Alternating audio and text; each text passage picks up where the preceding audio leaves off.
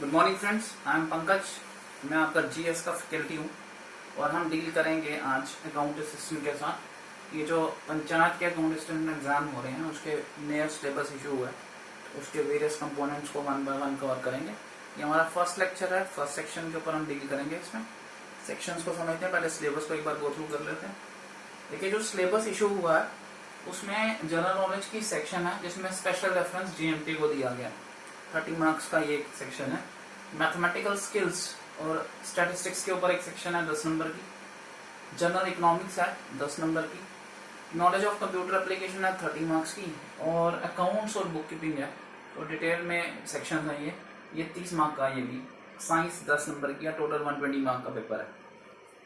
हम इसमें से फर्स्ट सेक्शन से शुरू करते हैं। जनरल नॉलेज स्पेशल रेफरेंस जीएमके को देके जनरल नॉलेज जो स्पेशल रेफरेंस जेएनके को है, इसके कंपोनेंट्स को स्टडी करते हैं। देखिए जी, जो पहला कंपोनेंट है इसमें वो पॉपुलर नेम्स हैं पर्सनालिटीज के, religion, politics, scientific discoveries, geographical knowledge, sports, history को कवर करते हैं। जीके की सेक्शन है जिसको हम जनरल नॉलेज कहते हैं, जीके की section. Constitution of India, formation, fundamental rights, directive principles, ये इंडियन पॉलिटी के ऊपर आएगा। इसको थोड़ा सा हम डिटेल में कवर करेंगे। 73rd कॉन्स्टिट्यूशनल अमेंडमेंट करनी है इंडिया की। फिर हमें सेंट्रली स्पॉन्सर्ड स्कीम्स जो है उनको करना है, जो स्टेट को मिलती हैं।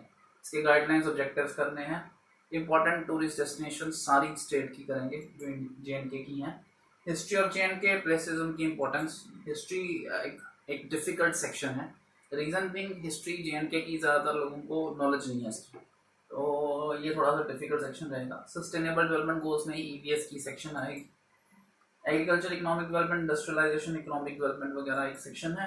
एक सेक्शन पंचायत राज एक्ट के ऊपर है 1989 का, और इसकी अमेंडमेंट्स जो है ना हमें वो अक्टूबर 2018 तक सारी करनी है, वहाँ तक करनी पड़ेंगी। हमें क्लाइमेट और क्रॉप्स जेएनके की उसके बारे में करना है, इंडिया की भी करना है। तो ज्योग्राफी की सेक्शन है ये। और लास्ट सेक्शन करंट अफेयर की है, जिसमें लोकल, नेशनल, इंटरनेशनल इंपॉर्टेंस के जो करंट इवेंट्स हैं उनको करना है। 6 मंथ्स तक की इंपॉर्टेंस आ जाएगी इसमें कम से कम। अभी तो कोविड-19 के अंदर बहुत सारा पीरियड जो है उसमें करंट इवेंट कोई खास होंगे नहीं, तो इसलिए ये 1 ईयर तक भी जा सकता है, तो इसका जोन बढ़ जाएगा, थोड़ा सा उस पर हमें ध्यान देना पड़ेगा। कॉन्स्टिट्यूशन ऑफ इंडिया को स्टार्ट करते हैं, पहली सेक्शन है। इससे पहले जो हमने सेक्शन पढ़ी पॉपुलर नेम ऑफ पर्सनैलिटीज, ये जीके की सेक्शन है। इसकी मैं आपको पीडीएफ फाइल दे दूंगा, ये आप पीडीएफ से याद कर सकते हैं, ये मगअप करने तक है।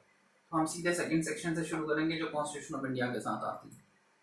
Constitution of India, formation, fundamental rights, directive principles, इसको करते हैं। तो हमारा जो चैप्टर फर्स्ट है ये शुरू होता है, और इसके लिए एक इंट्रोडक्टरी जनरल आइडिया आपको पहले देते हैं। सबसे पहले देखिए जी, पहले एक किंग होता था, यही लॉ को लेजिस्लेट करता था। लेजिस्लेट करने का मतलब है लॉ बनाना, तो ये लॉ को बनाता था। लॉ बनाने के बाद चलाता भी यही था, एग्जीक्यूटिव भी यही था, और उसके बाद ना मानने पर चेक रखने वाली भी जुडिशरी की पावर, जज की पावर भी इसी के पास थी। बट इस सिस्टम की एक बहुत बड़ा फॉल्ट है। फॉल्ट ये है, अगर लॉ ही गलत बनाया जाए या बायस बनाया जाए तो उसको रेक्टिफाई कैसे करेंगे, क्योंकि जज भी खुलती हैं। अगर लॉ ठीक बना दें, चलाए नहीं, उसको इम्प्लीमेंट ही ना करें, तो इम्प्लीमेंट मेरे से कौन करवाएगा, क्योंकि जज भी मैं ही। तो ये जो एरर है, इसको रेक्टिफाई करने के लिए हमने जो गवर्नमेंट का स्ट्रक्चर बनाया उसमें ये तीनों काम क्लियरली डिमार्केट करती है। हमने लेजिस्लेचर जो है लॉ बनाने का काम इंडिया में पार्लियामेंट को दे दिया। पार्लियामेंट हमारे यहाँ पे 2 हाउसेस की बनी हुई है, one is called Lok Sabha and one is called Rajya Sabha. ठीक है जी, लोकसभा की 552 सीट्स हैं, राज्यसभा की 250 सीट्स हैं। इस 552 में से 530 सीट्स जो है वो स्टेट्स में से आती हैं, 20 यूनियन टेरिटरीज में से आती हैं, और 2 एंग्लो इंडियंस होते हैं। एंग्लो ब्रिटिशर्स के लिए होता है। जब ब्रिटिशर्स इंडिया से गए तो वो अपना सारा इंतजाम करके गए थे, तो उन्होंने अपना रखा था कि अगर हमारी रिप्रेजेंटेशन ना हो तो 2 लोग जो हैं वो चुने जा सके, इन्हें प्रेसिडेंट नॉमिनेट करते हैं। अब इन सीट्स में वेरिएशन आया होगा, क्योंकि जेएनके की ये नंबर चेंज हो जाएंगे, टोटल में चेंज नहीं आएगा बट नंबर चेंज हो जाएगा। जेएनके की अपनी जो है ना वो 10 सीट्स हैं। जेएनके इज, ये जो 2 हाउसेस का स्ट्रक्चर होता है ना, इसे बायकैमरल स्ट्रक्चर बोलते हैं। तो जेएमके भी बायकैमरल है, उसकी 10 सीट्स थी जो पहले इसमें आती थी, स्टेट्स में आती थी, बट आपको यूनियन टेरिटरी में आ जाएंगी। इट माइट बी वेरिएबल, ये 2 to 5 20 हो जाएगा या 30 हो जाएगा। 10 सीट्स जो है लोकसभा और राज्यसभा की वो वेरिएशन क्रिएट हो जाएगा। जेएमके की लोकसभा में 6 सीट्स हैं और राज्यसभा में 4 सीट्स हैं, तो ये 10 सीटें जो है अब यूनियन टेरिटरी में शिफ्ट हो जाएंगी, ये चेंज आ जाएगा। बट अभी तक का जो रफ आइडिया है वही मैं आपको समझाऊँ। 250 में से 238 जो है वो स्टेट्स और यूनियन टेरिटरी से आते हैं और 12 स्पेशल लोग इनको प्रेसिडेंट नॉमिनेट करते हैं। ये अपनी फील्ड के एक्सपर्ट होते हैं, जैसे तेंदुलकर को किया गया था, रेखा गति को किया गया था, तो ये नॉमिनेट किए जाते हैं। लोकसभा का जो हेड होता है वो स्पीकर होता है, राज्यसभा का जो हेड है वो वाइस प्रेसिडेंट। याद रखने वाली बात है, vice president is the ex officio chairman, यानी जो वाइस प्रेसिडेंट बनता है वो राज्यसभा का हेड हो जाता है। ये कुर्सी की ताकत है, जो राज्यसभा के चेयरमैन की कुर्सी पर बैठेगा वो वाइस प्रेसिडेंट होंगे, जो वाइस प्रेसिडेंट बनेंगे वही राज्यसभा की चेयरमैन की कुर्सी पर बैठ जाएंगे। इसका जो टर्म होता है वो 5 इयर्स होता है। हम इमरजेंसी के टाइम इसको एक्सटेंड कर सकते हैं, बट जो इसका टर्म है वो इनफाइनाइट है पीरियड। जो मेंबर होता है उसका टर्म है 6 इयर्स। इसको समझाने की कोशिश करते हैं। देखिए, समझाने की कोशिश क्या करेंगे,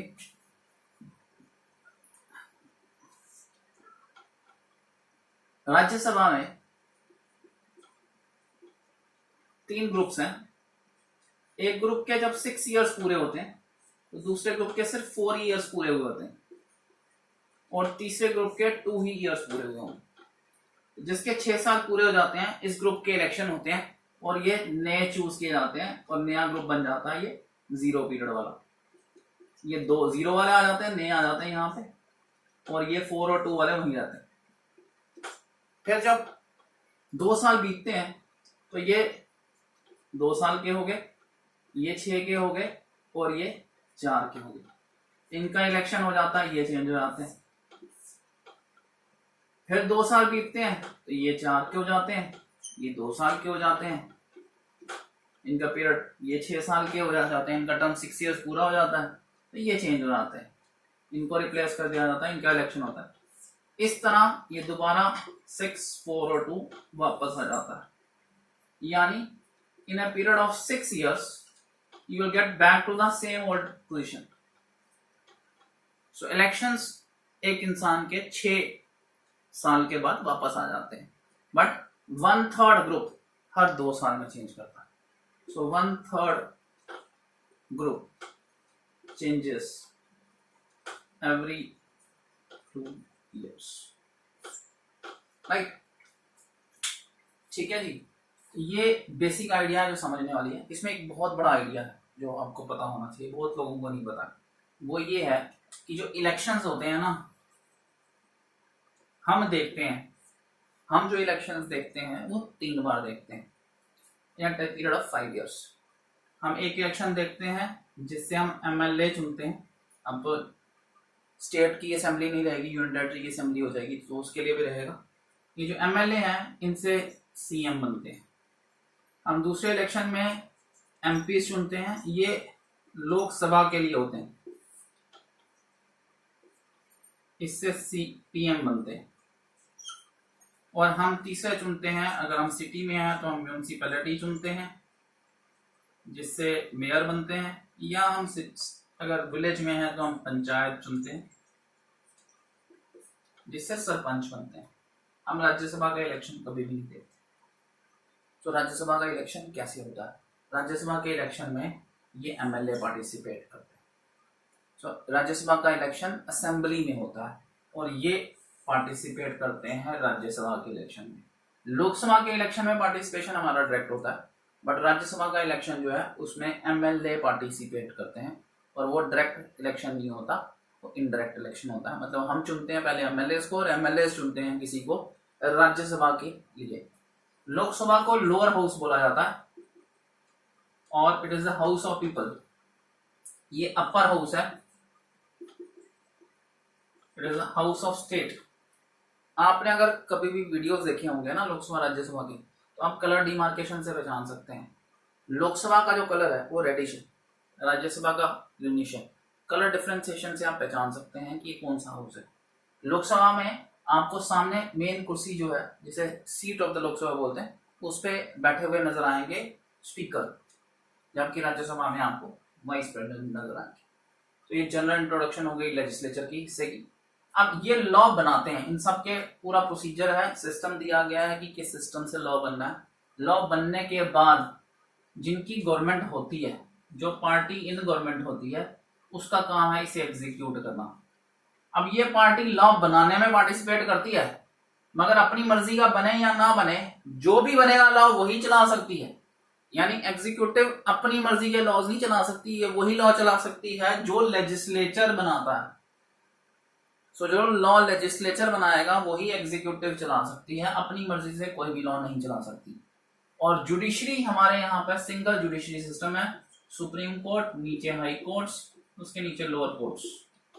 और इनमें इनका काम है कि ये चेक करना कि जो भी लॉ बना है वो कॉन्स्टिट्यूशन के हिसाब से चले, जो लॉ चल रहा है वो भी कॉन्स्टिट्यूशन के हिसाब से चले, जो लॉ बने वो भी कॉन्स्टिट्यूशन के हिसाब से बने। तो ये सारी चीजों का ध्यान जुडिशरी रखती है। इसलिए हमारे को ये बेसिक स्ट्रक्चर और आइडिया को समझना जरूरी है। आगे प्रेजेंटेशन में कुछ और चीजें ऐड करते हैं, ठीक है जी, इसको रब कर लेते हैं।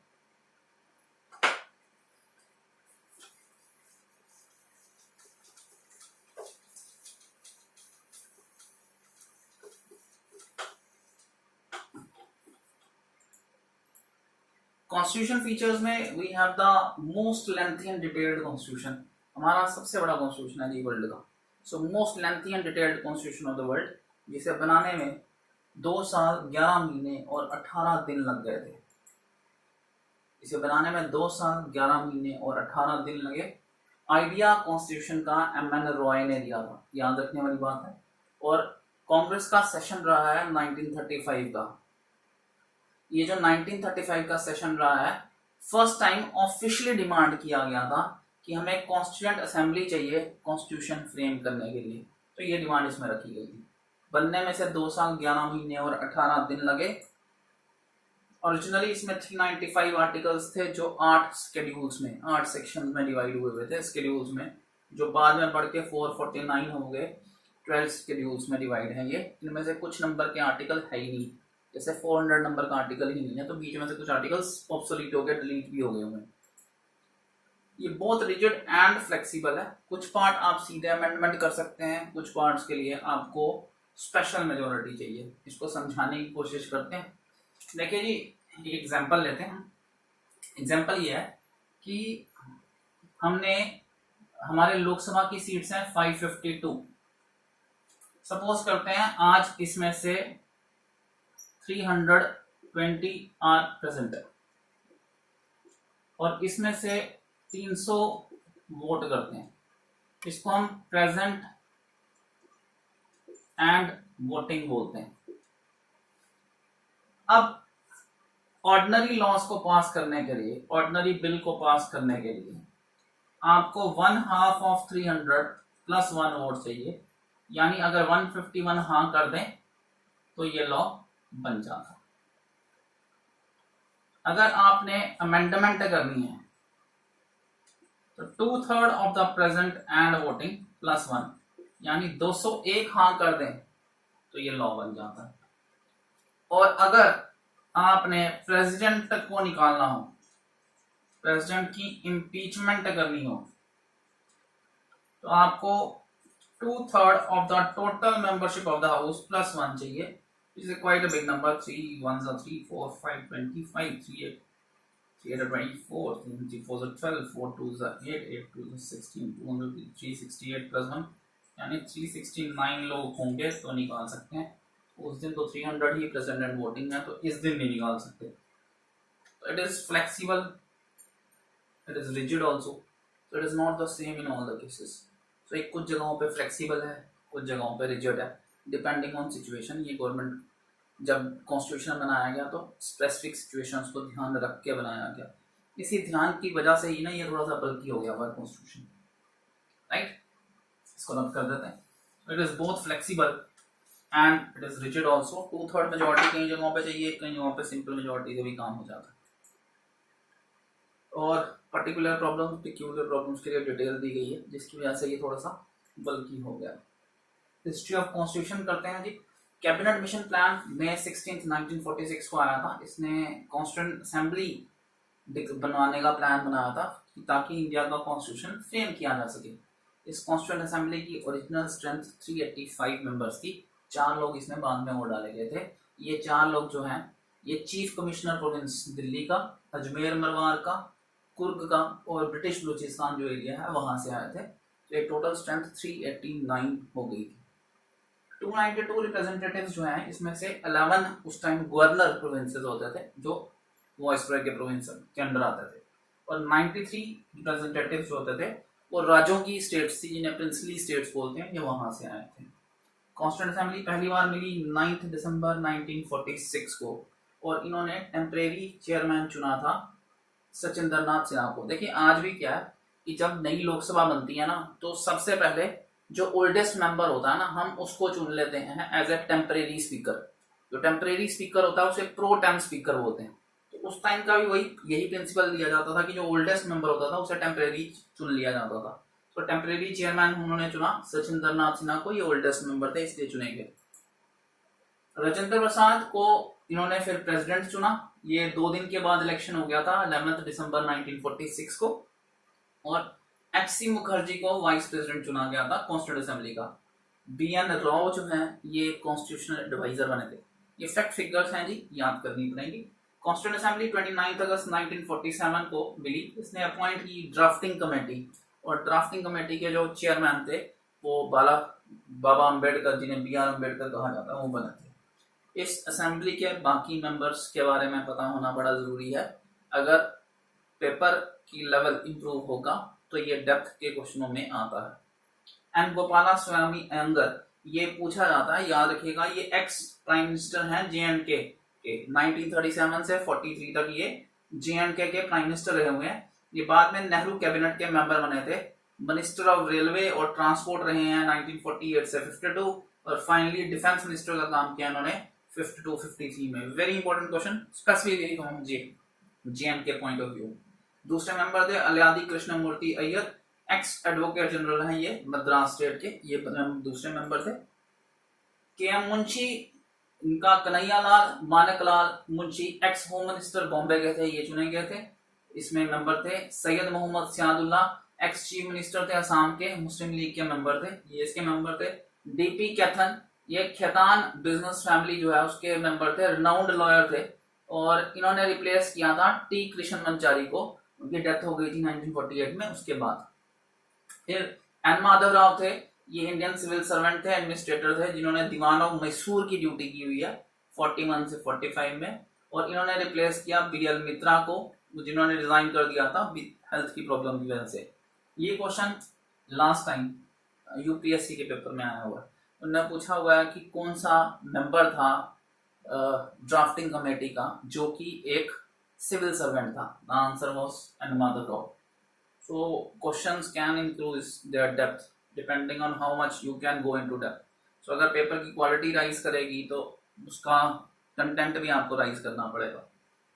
बेसिक शक्ल जो है कॉन्स्टिट्यूशन की वो 21 फेब 1948 को सबमिट की गई। 26 नवंबर 1949 को इसे अडॉप्ट और इनेक्ट कर लिया गया था। 26 नवंबर से ही सब कुछ अडॉप्ट कर लिया गया था, बट कांग्रेस जो है वो पूर्ण स्वराज डिक्लेरेशन का डे जो था, जिसे कंप्लीट इंडिपेंडेंस डे हमारा फर्स्ट मनाया गया था, उसको याद रखना चाहती थी। 26 जनवरी 1930 में था। 26 जनवरी को याद रखने के लिए इसे 2 महीने आगे कर दिया गया। सो अडॉप्ट और इनेक्ट तो 26 नवंबर को ही हो गया, बट फुली फंक्शनल जो हमारा रिपब्लिक डे बनता है 26 जनवरी, ये उस दिन हुआ। So some provisions were valid from 26 November 1949. The rest all get implemented from 26 Jan 1940. 24 Jan 1950 को ना लास्ट सेशन हुआ था कॉन्स्टिट्यूंट असेंबली का। इस दिन सारे मेंबर्स आए थे और जितने मेंबर्स ने थे उन्होंने सिग्नेचर किया था। इस was last day of the assembly, इसको साइन आउट कर दिया गया था। इस असेंबली ने कॉन्स्टिट्यूशन के सिग्नेचर्स कर दिए थे। दिसंबर 13, 1946, very important point, Jawaharlal Nehru ने हिस्टोरिक ऑब्जेक्टिव रेजोल्यूशन लाया था। यही ऑब्जेक्टिव रेजोल्यूशन जो है ना, इसकी आज मॉडिफाइड फॉर्म को हम प्रीएम्बल बोलते हैं। ये प्रीएम्बल का ओरिजिनल बेस है। ये एनोनिमसली अडॉप्ट किया असेंबली ने जैन 22, 1947 को। इसके मॉडर्न फॉर्म को, मॉडिफाइड फॉर्म को हम प्रीएम्बल बोलते हैं। कॉन्स्टिट्यूएंट असेंबली ने को ही पहला पार्लियामेंट बनाया गया। वेरी इंपॉर्टेंट, कॉन्स्टिट्यूएंट असेंबली जो है यही हमारी पहली पार्लियामेंट बनी थी फ्री इंडिया की। कॉन्स्टिट्यूएंट असेंबली ने रेटिफाइड किया, क्या क्या किया वो याद रखने वाली बात है कि इंडिया मेंबरशिप रहेगी कॉमनवेल्थ गेम की, कॉमनवेल्थ की मई 1949 में। नेशनल फ्लैग को 22 जुलाई 1947 को अडॉप्ट किया गया। नेशनल एंथम, नेशनल सॉन्ग को जैन 24, 1950 को अडॉप्ट किया गया। डॉक्टर राजेंद्र प्रसाद को फर्स्ट प्रेसिडेंट अडॉप्ट किया गया of India on 24 Jain 1950। Very important facts, ये काफी इंपॉर्टेंट फैक्ट्स हैं। रेड पार्ट में जितना भी लिखा गया है ये नए फैक्ट्स मैंने ऐड किए हैं, ये ज्यादा इंपॉर्टेंट है। So there were lot of committees of the Constitution of India. 16 committees थी जी टोटल। इन 16 कमेटीज में रूल और प्रोसीजर की कमेटी जो थी उसके हेड राजेंद्र प्रसाद थे। स्टीयरिंग कमेटी के हेड भी राजेंद्र प्रसाद थे। फाइनेंस और स्टाफ कमेटी के हेड अनुराग नारायण सिन्हा थे। क्रेडेंशियल कमेटी अलियादी कृष्णमूर्ति अय्यर थे। House committee B Pattabhi Sitaramayya थे। Order of the business committee K M Munshi. Ad hoc committee on the national flag Rajendra Prasad. Committee on the Functioning of the Constituent Assembly, G.V. Muvlankar. States Committee, Jawaharlal Nehru. Advisory Committee on Fundamental Rights, Minorities and Tribal and Excluded Areas, Vallabhbhai Patel. Minority Subcommittee, Harendra Kumar Mukherjee. ये Christian थे बंगाल से, former vice chancellor थे Calcutta university के।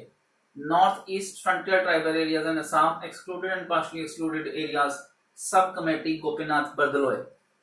Excluded and partially excluded areas other than the Assam, Subcommittee A.V. Thakkar, Union Power Committee Jawaharlal Nehru, Union Constitution Committee Jawaharlal Nehru और drafting committee के B.R. Ambedkar. ये 16 committees थी।